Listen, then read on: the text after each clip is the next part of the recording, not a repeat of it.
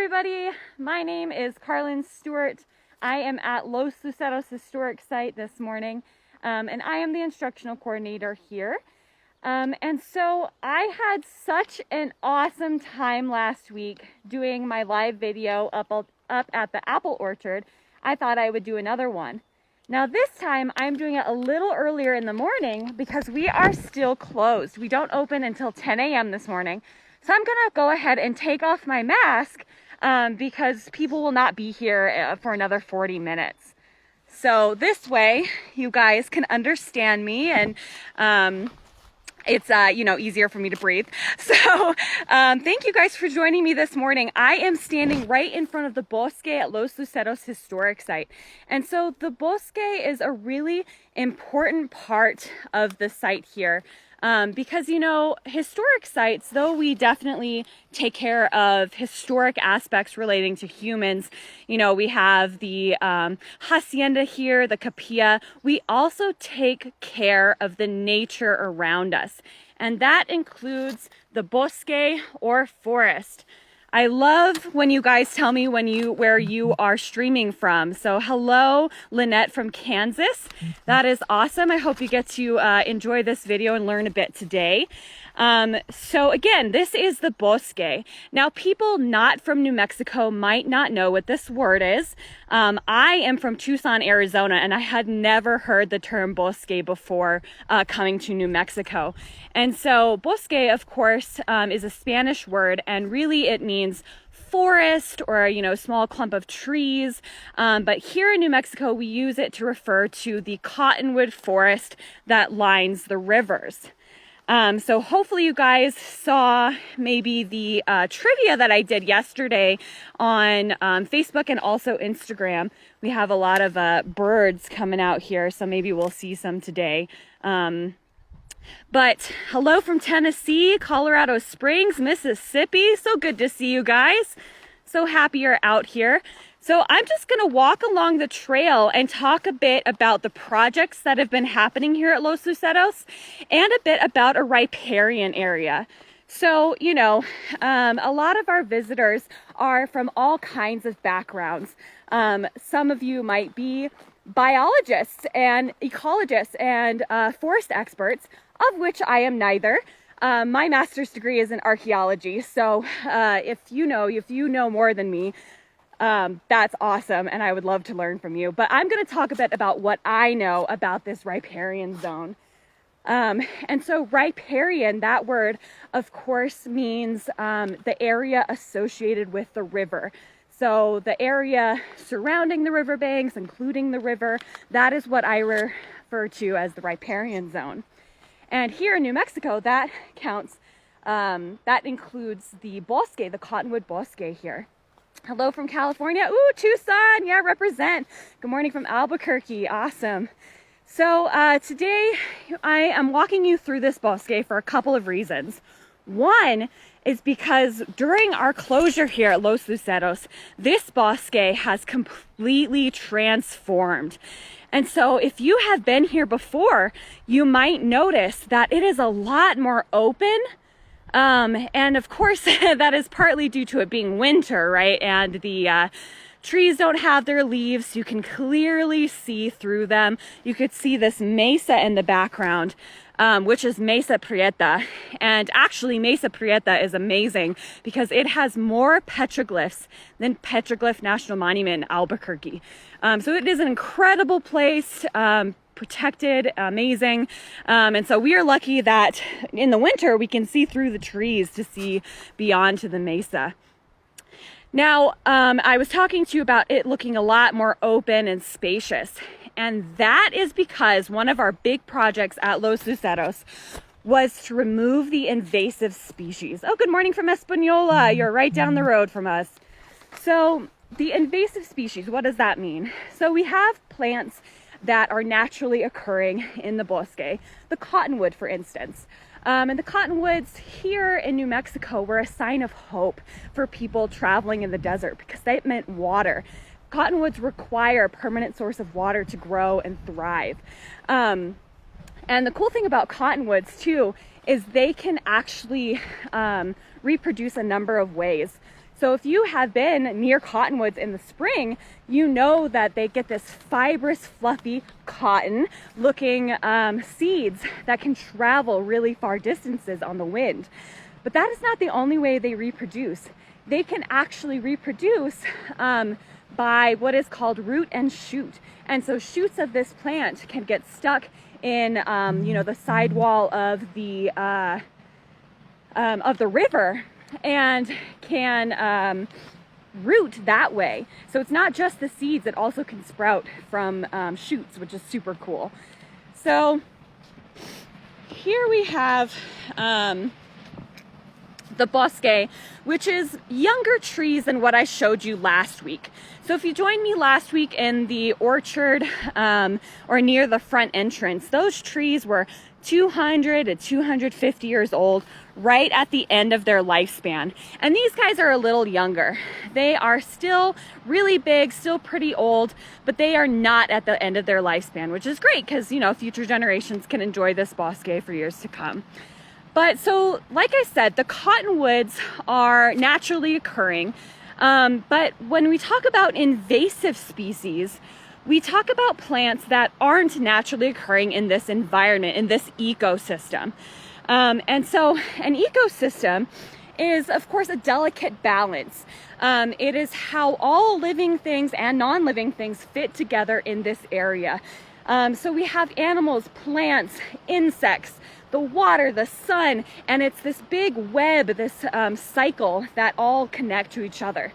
So when we introduce plants that aren't normally a part of that cycle, the cycle might break or get off balance. And that's kind of what happened with the invasive species here. And so I am walking you down, again, this Bosque where the invasive species have been removed this winter, which is really cool. So if you have been here before, you might have noticed that this was way more dense, way thicker. You could not see the other side to the other side of the loop. And that is because we had two invasive species called salt cedar or tamarisk and the Russian olive. And so a lot of you might know about the issues that especially the salt cedar may cause in riparian zones. And so the big thing about salt cedar is it was brought for a couple reasons. One is because it was considered to be ornamental. It gets really pretty flowers and has really like wispy looking leaves. So ornamental was one thing. But the other issue too is it was brought to stabilize the banks of the Rio Grande. So that, you know, prevents flooding, prevents erosion, that kind of thing. I'm trying to see, how do we get rid of them? So right now we had a tree crew that has been working here for a couple months. They're incredible guys. They have done so much work. Right now they are working in the orchard pruning our apples. And so they have thinned them, physically removing them. And I'm going to talk about a little bit about these species being so pervasive here and why it's a constant problem. And that's really because the salt cedar is super resilient. It can grow back from being cut. It can grow back from being burned. It can grow back during certain parts of the year from herbicides. So it's really hard to get rid of these guys. So this is going to be an ongoing process that we undertake here at Los Luceros. But this is the first step, is just cutting these plants and removing them. So the salt cedar, the reason it is called salt cedar is because it absorbs the salt through the roots, and the salt goes into the leaves of the plant. And that might sound all fine and dandy, like it's removing the salt from the banks, which would be nice. The issue, however, is in the winter, these plants drop their leaves. And so when you drop a leaf that is almost 15% salt, that salt goes back into the soil. And not only does it go back into the soil, it goes back into that top layer of soil. So other plants try to grow there and the soil is all salt. And not all plants enjoy salt, right? That's a big issue. And so the leaching of the salt takes place. But not only that, these plants produce wildly. And so they take over a big portion of the ground cover, the shade, the resources. They require a lot of water, gallons and gallons of water a day, each plant. So it absorbs the water, it puts salt back into the soil. None of these are good things, right? It's hard to kill. Not only that, however, it gets worse. One plant can produce up to 500,000 seeds in a season. Like, not even in its lifetime. In an entire season, this plant can do that, or in one season. And they spread. It spreads really easily. These seeds can take up to 5 weeks. They can survive up to 5 weeks if they don't germinate right away. And they can germinate within 24 hours. So clearly these plants have the ability to take over. And they have. They have really taken over throughout the Southwest. And so we are doing a really hard job of trying to remove these species. And then, of course, like I said, Russian olive is another one that is present that also outcompetes the natural grasses and such that are here. So I just wanted to explain that project going on because, we've had this trail closed for a little while. And that's never fun when a trail is closed, especially something as magnificent as the Bosque Trail, because you want to walk, you want to see birds. One cool thing about being in the Riparian Zone along the Rio Grande is that we get all sorts of waterfowl. And so we have ducks and geese and sandhill cranes, which just left for the season. We have seen bald eagles, golden eagles here. So it is a really incredible place for birding. We are actually also an important bird area designated by the Audubon Society. So if you come here, you can see all sorts of birds. So yeah, it's upsetting when a trail is closed for sure, and we get that. But it was for such a good reason. And that is to have cleared out these invasive species. And I'm going to try and find a piece of that salt cedar around here because it is red. First of all, you can recognize it because it's red. But second of all, because it has massive thorns that can get in your shoes. Believe me, I know from firsthand experience. Here we go. Let's see. So here, this piece is a piece of the invasive species. I'm trying to get my camera to focus, guys. Sorry. But you can see it has thorns. And some of these thorns can get up to, 1 inch, 2 inches, 3 inches long. And we don't want that in anybody's feet. That's not fun. And so you can see that this part of the trail is still closed because we are still clearing it for you guys to enjoy safely. But I thought that was just really important to mention to you guys that it is such an awesome project that we are doing here. So in addition to this project, there is actually another one happening along the river. And so there's a group of people that come out and they study the Rio Grande. And they kind of do a random sample. You can't measure all of these statistics for the whole river of Rio Grande, right? The Rio is massive. So this year we were chosen as the space. I'm walking you guys to go see what they're doing. And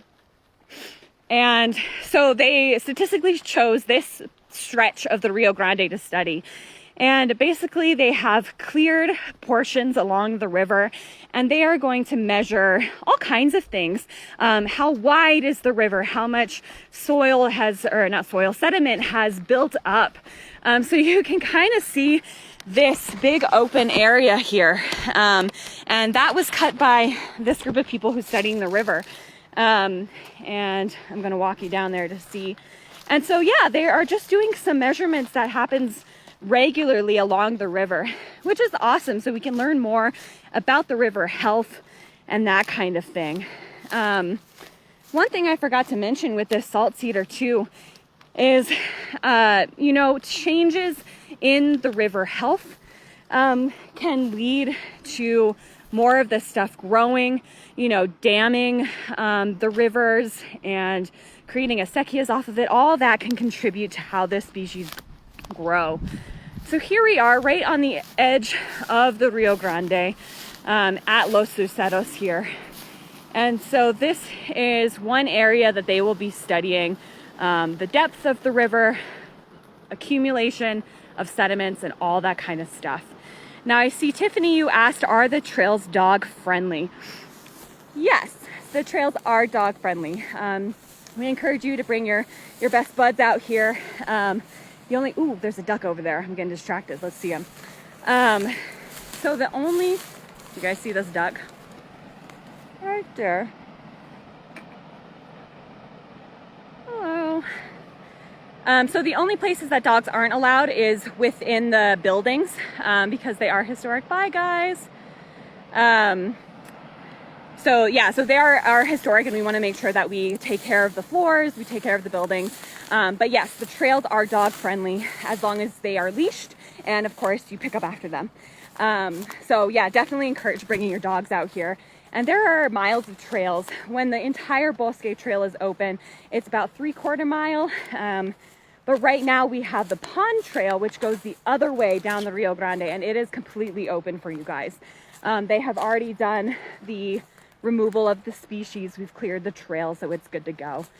But yeah, thank you all so much for joining me this morning. It is time for me to go open the site, which, as a reminder, is why I don't have my mask on. We are closed to the public until 10 a.m. So if you guys have any questions about the projects going on here, about the Riparian Zone, anything like that, please let me know. And I'll get back to you in the comments. Thank you all for joining me across the United States. It's always super exciting, and I'll see you soon. Thanks.